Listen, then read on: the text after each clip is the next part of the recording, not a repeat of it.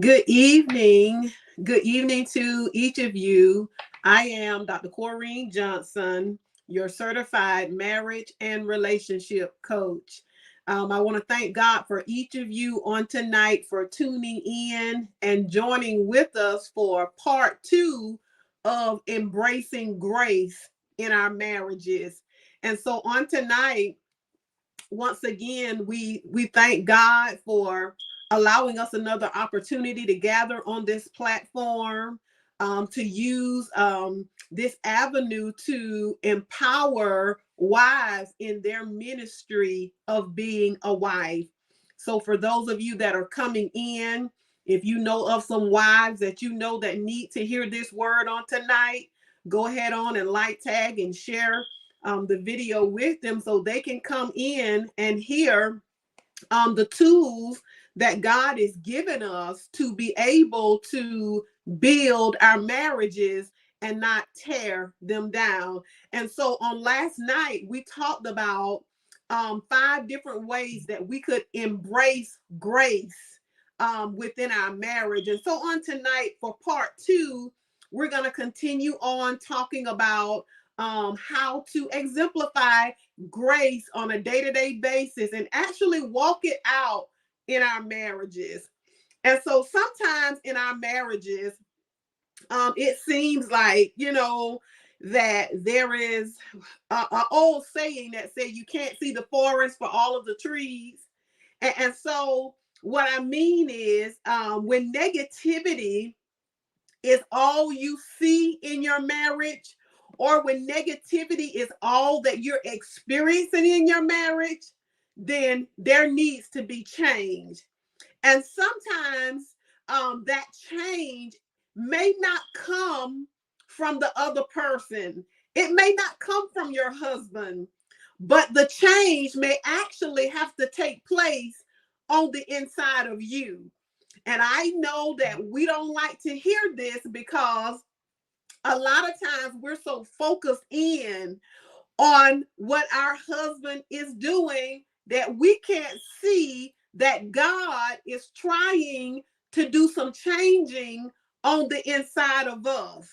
And so changes in relationships, can sometimes be difficult for us, especially as wives, when we feel like we're doing everything that we can possibly do to make the marriage work, or we're doing everything we can possibly do to be able to move forward. You just want to see the marriage move forward.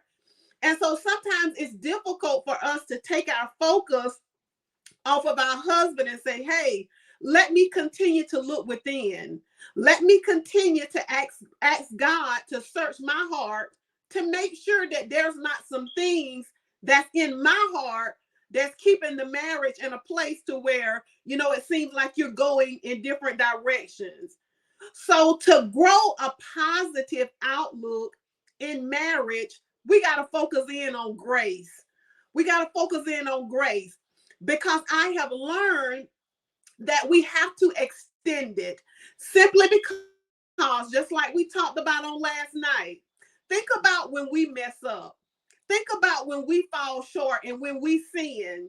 Think about how God actually he extends something to us that we don't even deserve, and that would be grace. He doesn't condemn us, but he extends that grace to us even though we messed up and we don't deserve it. And so on tonight, if you want to have or be able to grow a positive outlook in marriage, grace is going to be the key. And so some of the ways that you can begin to operate in grace in your marriage is to remember who you are. You are supposed to be a wife. And so your greatest ministry as a wife is going to be to your husband, of course. So you are supposed to be your husband's own personal intercessor.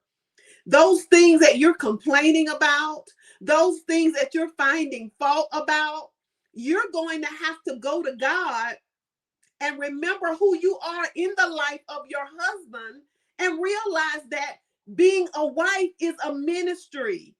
And so a part of ministry is prayer. And so you got to remember who you are in the life of your husband. Pray for him, encourage him, even when you don't want to, even when he messes up, even when he's at fault. Encourage him and let him know that you're not going to condemn him because he made a mistake, but you're going to extend grace. And so the next thing that you can do to grow a positive outlook in your marriage when it comes down to grace is humble yourself. A lot of times we walk around in pride because we don't want to be the first one to say, well, can we talk? Or can we work through whatever? Especially if we were not the one that was at fault, we will let pride build up in us to a point to where you'll be walking around the house saying to yourself, well, I wasn't the one that messed up. He messed up, so he need to come to me. I'm not going to him. He need to come to me. But humbleness will say, you know what, sweetheart, let's talk.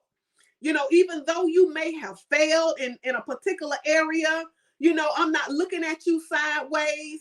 I just want to encourage you to keep trying until you get it right. I just want to keep encouraging you. That's walking in humbleness as a wife. But pride will have you saying, I was right and you was wrong. Next time you need to listen to what I got to say because I was right the entire time. That's walking in pride. Because if he's messed up and failed or made a mistake, he already feels bad. And so he don't need us coming to us with our pride, but we need to be humble enough to go to our husbands and say, let's talk, and allow him to express himself and stop pointing fingers and trying to blame him every single time that he may fall short for something. The next thing that we must do to grow a positive outlook in our marriage is that number one, the third thing that we must do is we got to stop thinking that marriage is all about me and begin to shift your perspective to it's we. It's not me, but it's we. It's two people. And so in other words, everything cannot be about you. It can't be about you. You got to get to a space and to a place to where you understand that marriage is all about sacrifice. That means that every single day you get up and you know that, hey, what can I do to serve my husband today? What can I do to make his day go easier? What can I do for him instead of being so centered on yourself? And I promise you that when you become others centered, when you center your focus first on God and then on your husband, and then you start meeting his needs, I promise you that he's gonna start in the point. He's gonna begin to shift that thing, and he's gonna begin to want to meet your needs as well. But some of us are so self-centered. We are so selfish when it comes down to the things in our marriage, and we think that it's all about us and what I want and what I want to do and what I'm gonna make you do, and you're gonna do what I say do. But it's not about you. It's about serving. What can I do to make this day easier for you? What can I do? Get up in the morning with others on your mind and not on yourself, and what he can do for you to make your life easier. It is supposed to be a two-way thing, and it gets to be that way when you're not centered in on yourself, but you're centered in on the both of you, because you're one. Two separate individuals who are coming together as one to meet the need of the other. And so how can focusing on details of conflict lead to less grace? Let's talk about that for a minute. Because a lot of times when there's arguments, when there's conflict, we definitely tend to, at those times, not to extend any grace. And so sometimes in marriage, we tend to focus on the details. And this drives emotions through the roof when we do that. The focus tends to be on fixing a detail or a problem. How many times have you experienced, Your husband may be saying something that upset you so much that you literally just flew off of the lid. And you, and instead of releasing grace at that particular time, you just fly off the handle. And sometimes you don't mean to necessarily say what comes out of your mouth, even though you're yelling, and it's making things even worse. And then you rack your brain about always different ways to fix the problem. Well, in the midst of conflict, instead of raising your voice and then having to try to fix the problem afterwards, extend grace. Go into the conversation with grace on your mind. Go into the conversation not waiting for him to say something. You know, we're not responsible for what our husbands say, but we are responsible for how we respond to what they say. And even though to you, it may be saying that, you know, you may be saying to yourself, I got one nerve left, and you getting on that one little bitty nerve, and I only got one left. But in the midst of that, when you feel yourself getting ready to explode, don't explode. That's the time that you got to begin to extend some grace. And I believe that many relationships experience this kind of overblown reactions, you know, because, you know, we tend to always want to be doers and fixers. You know how we are. You know, we want to fix our mate. You know, we want them to do what we want them to do, or either, you know, we upset and we're mad when they don't do what we want them to do. And so focusing on the details tends to cause us to have tunnel vision, to where we're always spotlighting all of the problems. And so we tend to get hurt or upset easily when we focus too much on details. So this can be pushed to the point of finding fault in your husband and blaming them for not solving whatever you think the issue may be that y'all got conflict about. And so you got to think about how much you hear negative comments, you know, from other people. How does it make you feel if somebody says something negative to you all the time? How would you feel if when you walk through the door at work, and the first thing your boss or either a coworker, everything is negative. They come to you and they say, you know, you didn't turn in a report yesterday. You didn't do what you were supposed to do yesterday. And now this morning, you got 2 other things that's waiting on you to do. And I need you to get busy now. And I need you doing it. And then somebody else comes up to you and say, and hey, you know, you didn't do XYZ right either. I need you to redo this. Negativity all around you. And so you got to understand that when the same thing applies to your husband, you know, when he comes home every single day, he don't want negativity all around him. He don't want to be met at the door with negativity, and you don't want to be met at the door either with negativity. You don't want people blaming you for something time you hit the door either. And so we got to make sure that we are showing grace and extending grace, because if we continue to find fault, we're focusing in sometimes on the details of conflict and negative aspects that don't really even matter anyway. You know, you upset and you mad because he didn't take out the trash yesterday. You know, so why are you focusing in on it? It was yesterday. Why are you still upset about it?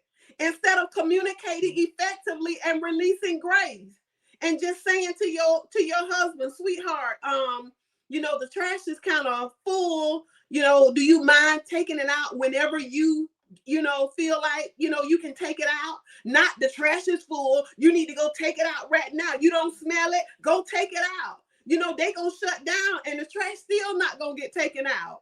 So we got to shift how we're focusing in on details that are going to cause conflict in our marriage. There's a way that we must go to our mates. When we want something done, there's a way that we got to go and we got to begin to say it. And so grace is so important in our marriages, especially in the midst of conflict. And so grace in its simplest form is undeserved kindness. It's undeserved kindness. Another way of saying this is kindness towards someone who does not deserve it or who has not earned it.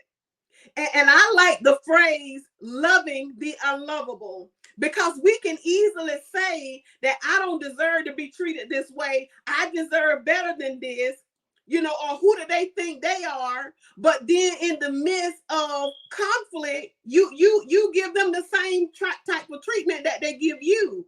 And see, what we fail to understand is God will deal with your husband.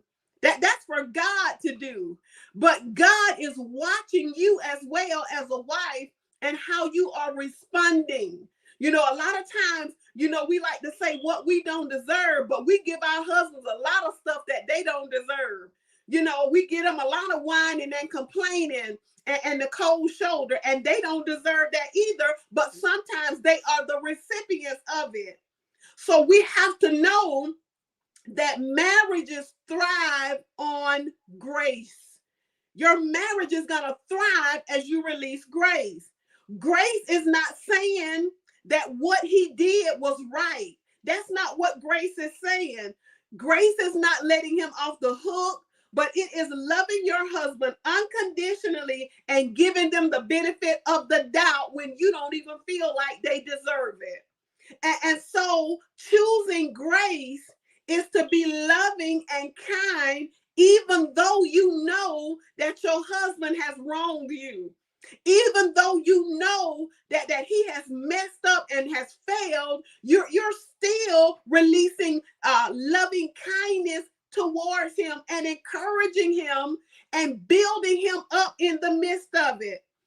And so you got to know that your husband struggles just like you do. All of us struggle from time to time. All of us fail from time to time. But we got to make sure that we're releasing grace.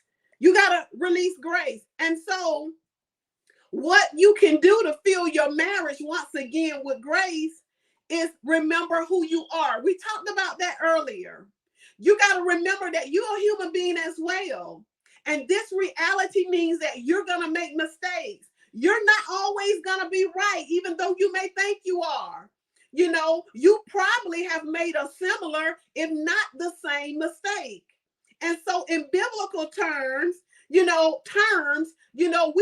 all sinned and fallen short of the glory of God. And sometimes we're going to continue to mess up. But the Bible says to make sure that before we're fault finding, to make sure that we take the plank out of our own eye, because we have our own faults and we need to take the responsibility first of getting the plank out of our own eye before we look in at the log that we think that's in our husband's eye. So remember who you are, and remember the reality of you're human as well, and that you're going to make mistakes as well. The second thing we talked about was it's not about you, so don't make it about you. As I mentioned earlier, it's not about you because a person is not so important that everything is about that one person. And a lot of times we tend to think that everything has got to be surrounded around us and what we want and what we think and what we desire. But that's not the case. And so you got to shift your perspective, and you got to choose to begin to see and discern what the need of your husband is.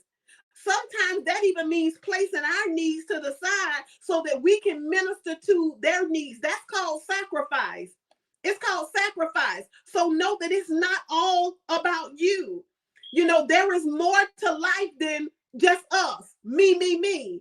You got to react in more grace instead of more negativity by being able to look in and see the need of your husband. The next thing that you must do to be able to extend grace in your marriage is attempt to be understanding and listen. Understanding and listening are the two cornerstones to great communication in marriage. So if you understand and listen to your husband, you will be able to determine better the meaning of his words and actions, resulting in less emotion and increased grace when your husband messes up. You'll be able to empathize with him and understand how he feels if you attempt to listen and understand. You know, sometimes when our husbands mess up, y'all be sitting up like this right here. Y'all be listening, but y'all body language be like, yeah, go on, get through.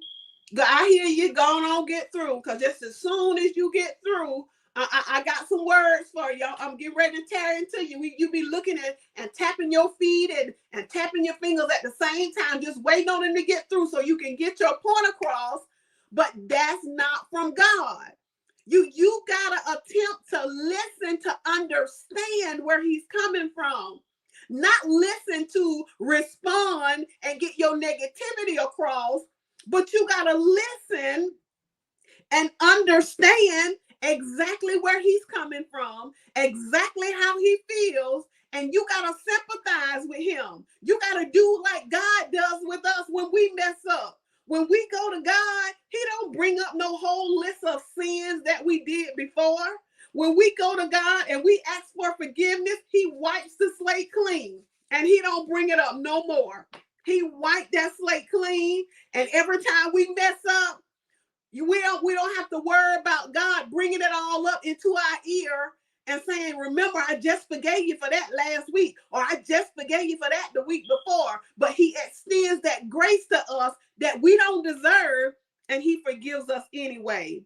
So the next thing that we must do to extend grace is to be merciful towards your husband, because mercy is simply not punishing someone even though they deserve it.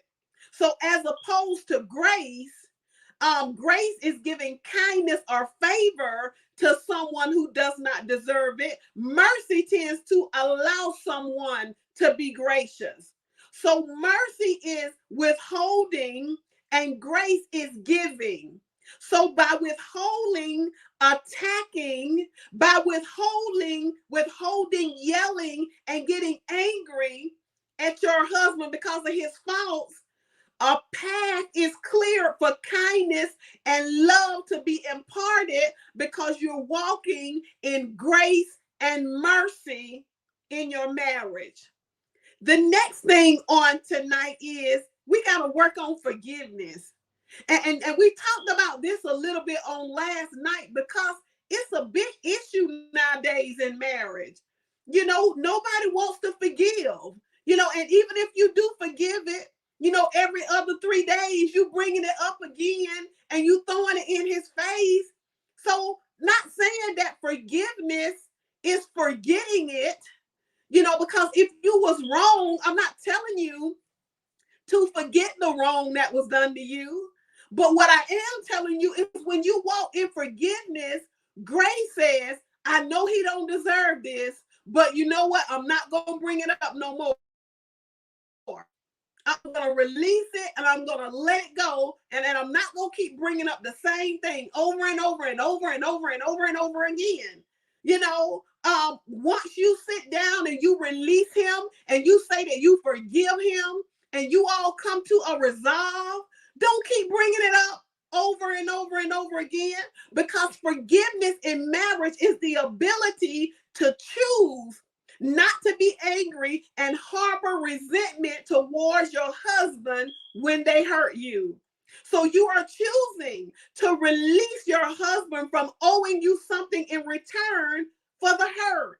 So this does not mean that you don't set healthy, firm boundaries to make sure that the hurt does not reoccur. That's not what I'm telling you.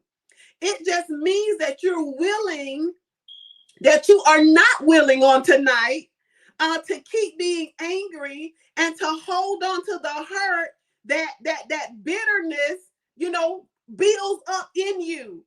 So don't let your husband or anybody else steal your peace from you. Don't let him steal your peace. Forgiveness is one way to take back. control, and keep your peace. Because the more you focus in on the conflict and the confusion, it's gonna zap your peace. But when you choose to forgive, there is a peace that will come upon you that will surpass all of your understanding, that's going to keep your heart and your mind in a stable place in God. So you got to choose to forgive, and you got to let it go. And so the next thing we just talked about a little bit a few minutes ago was be realistic. You got to be realistic. Things do not have to be perfect, and they're not going to be. Because I'm not perfect, you're not perfect, your husband is not perfect, so things are not going to be perfect. However, you have to assess your thoughts and your motives. You got to assess the environment and the situation. And if you have intense emotions, stop. Stop and think for a minute. When your emotions have gone through the roof, take a minute and stop and think, and don't act or react until you have thoroughly assessed each element of that situation. So when you're realistic, you are better able to make the right decision, which could lead you to a gracious reaction. And also study your irrational thoughts to help improve your thought processes. You know, when you and your husband are in the midst of conflict and he may say that one thing that may trigger something, before you open up your mouth to say anything, stop. Stop for a moment. Think for a moment about what you're getting ready to say. Because when conflict is heated, that's when the enemy is going to plant that seed in your mind to tell you to cuss him out. That's when the enemy is going to plant that seed in your mind to tell you to walk away and go in the other room and don't talk to him for 2 or 3 days. When emotions are at an all-time high, you got to stop and you got to get yourself together before you act or react to whatever has been done. You got to think first and make sure that your response is the right response, and make sure it's not a response of anger. Not saying that anger is a sin, because it's not, because even Jesus got angry, but we're not supposed to stay that way. So to the point to where we allow bitterness to build up in us. And so the last thing on tonight is we got to make sure that we are demonstrating grace in our marriage. Because when we don't demonstrate grace, it literally creates roots of bitterness in your marriage. So when your husband messes up and you don't extend grace to them, they're going to begin to feel bitter and resentful towards you, because every time I mess up, you cussing me out. Every time I mess up, I can't get sex for 2 and 3 weeks. Every time I mess up, you give me the cold shoulder. Every time I mess up, you give me the silent treatment. Every time I mess up, you make me feel small. Every time I mess up, you condemn me. And so once you do that over and over and over again, you got to know that your husband is going to start feeling bitterness and resentful towards you, because they feel like they can't do nothing wrong, that you expect for them to be perfect when you yourself are not perfect. And so this can lead them to a point to where they believe that nothing that they could do for you is going to be good enough.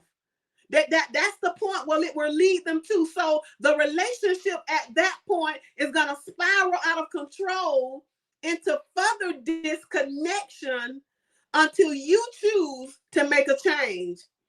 And so grace in marriage is not about you being nice. It's not about you being nice. When you extend grace, you're not necessarily being nice. You're choosing to extend kindness, because it is a better method of loving than being nice or angry. And sometimes simply being nice tells the other person that what they did was okay. But niceness can be permissive. But grace is not saying that what your husband did was okay.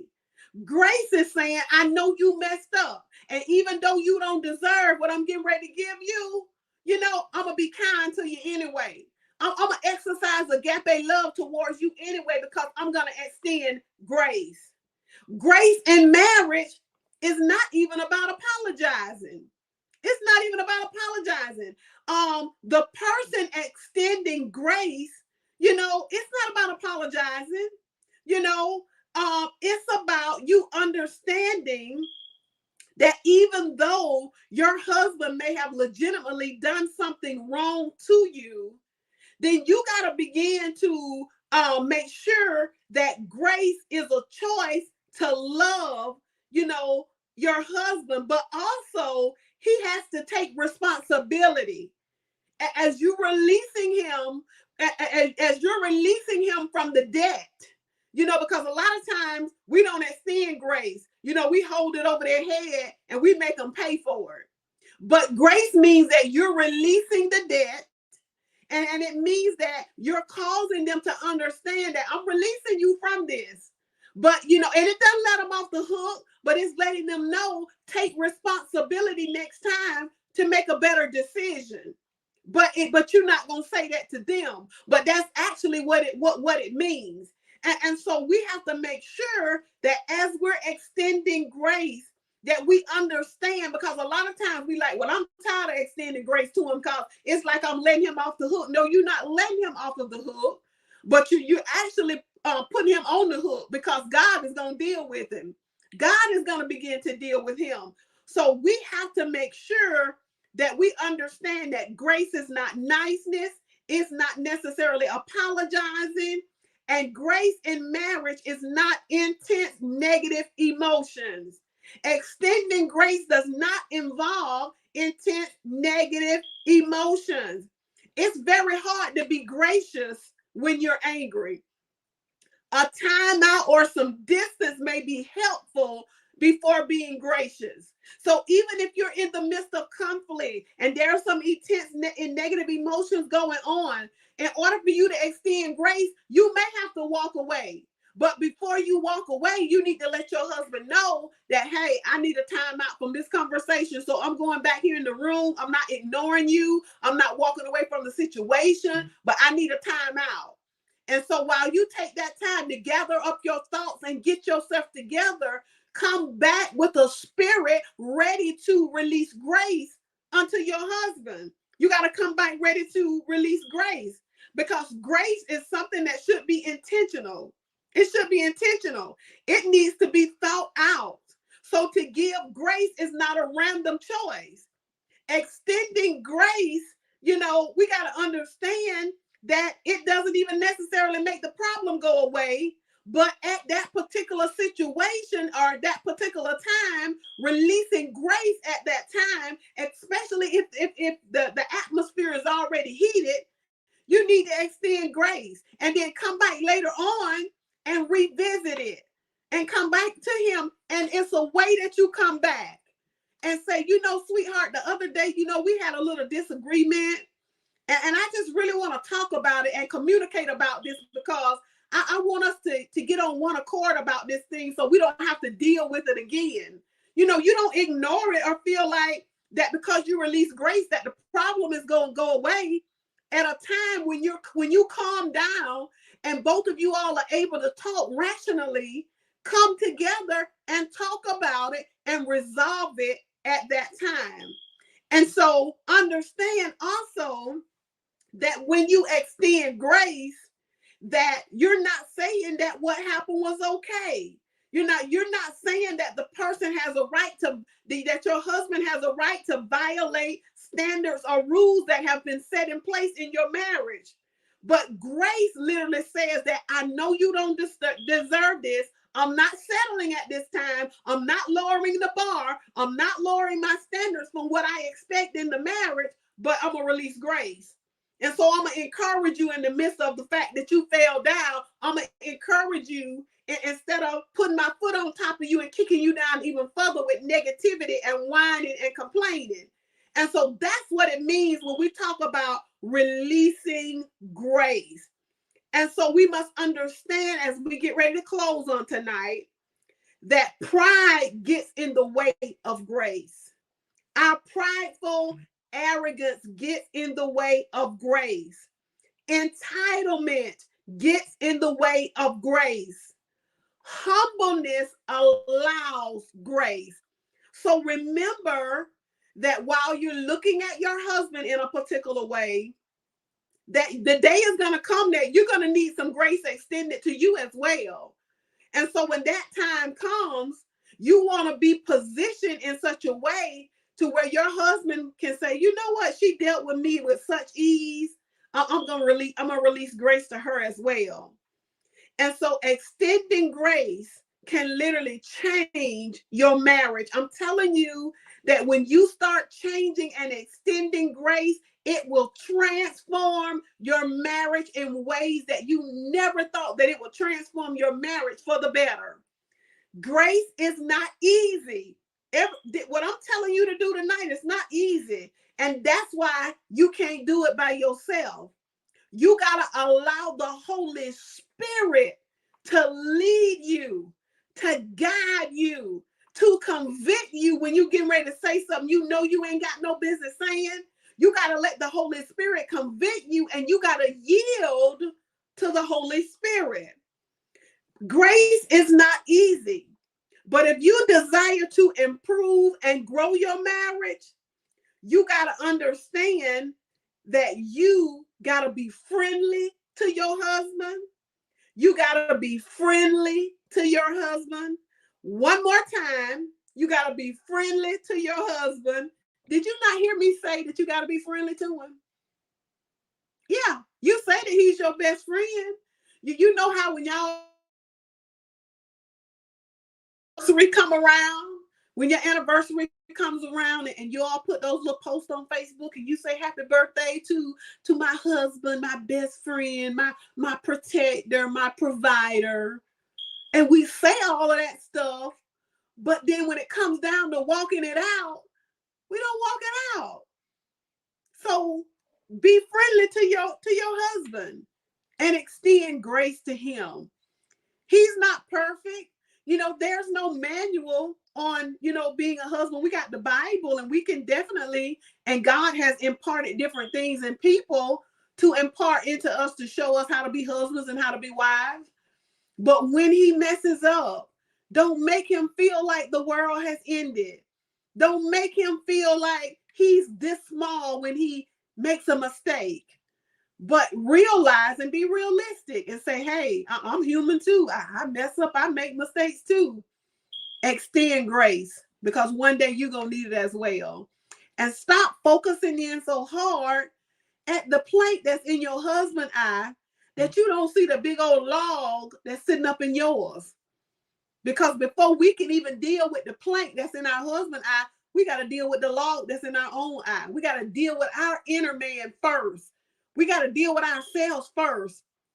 Then go to God and pray and ask God to show you, Holy Spirit, how do I communicate with my husband in such a way to where I make him feel like I'm building him up and not tearing him down when he messes up. Help me to extend grace. Even in heated situations, when things are not going my way or the way I think the marriage should be going, show me, Holy Spirit, how to extend grace unto my husband. And when you do, I promise you that it's going to be a blessing to your marriage. It's going to bring transformation to your marriage. So on tonight, thank you all so much for joining in with me for part 2 of embracing grace in your marriage, because it is so important. It is so vital. Grace is so vital to your marriage, because a lot of times when our husbands mess up and do wrong, we make sure we let them know it. But it's time for us to be wise that are building our houses and not tearing them down with our own hands, not tearing them down with words of negativity. We got to build and not tear down. And I promise you, your husband will thank you for it. And you're going to be more at peace, because it's going to bring transformation to your marriage. And so on tonight, learn how to extend grace. Even though your husband may not deserve it, extend it anyway. Because remember, Every single day we mess up some kind of way or another, and God forgives us, he restores us, and he extends grace. And so he expects for us to do the same thing when it comes to our husbands. So God bless you all. Thank you all so much for tuning in with me on tonight for Proverbs 31 Wife Daily Devotions. God bless you all. Thank you all so much for tuning in. And I pray that this message of grace has been a blessing to your marriage. And I pray that you will go forth on tonight and have a great evening. And remember to always extend grace, even when you don't want to extend it, even in heated moments. Extend grace. And as you extend grace to your husband, God is going to bring transformation to your marriage. God bless you on tonight. Go forth, and I pray that you will have a blessed evening on tonight. God bless you.